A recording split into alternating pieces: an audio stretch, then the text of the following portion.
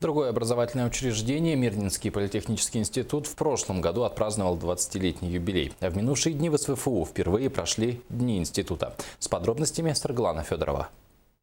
Сегодня Мирнинский политехнический институт – признанный образовательный и культурный центр Западной Якутии. Институт ведет подготовку высококвалифицированных кадров для алмазодобывающей нефтяной промышленности, сферы энергетики и образования. В нашем институте, помимо учебной и научной деятельности, очень насыщенная такая внеучебная деятельность.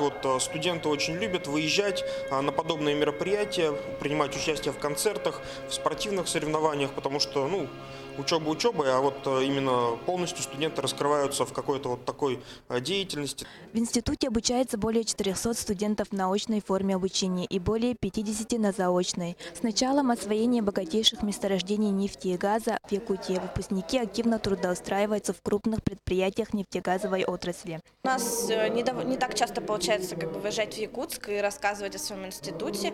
И ректорские смотры дней институтов и факультетов – это очень хорошая возможность о том, чтобы о нашем институте узнало как можно больше студентов, потому что, как правило, когда мы приезжаем и начинаем знакомиться с студентами, мало кто знает, что есть филиал в Мирном. На выставке достижений были представлены научные труды и публикации преподавателей и студентов, также история и сегодняшняя жизнь института.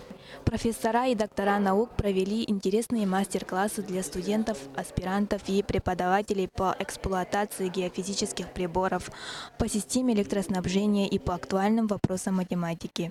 Также в рамках дней состоялись спортивные соревнования по вольной борьбе и мини-футболу. Мы, конечно, посетили школы города, колледжи, техникумы с профориентационной небольшой работой, рассказали про наш институт. На торжественном открытии дней со вступительным словом выступила ректор Северо-Восточного федерального университета Евгения Михайлова.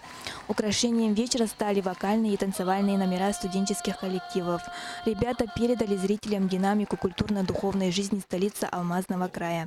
Далее делегация отправилась в город Вилюйск. Саргалана Федорова, Василий Соловьев, НВК Саха, Якутск.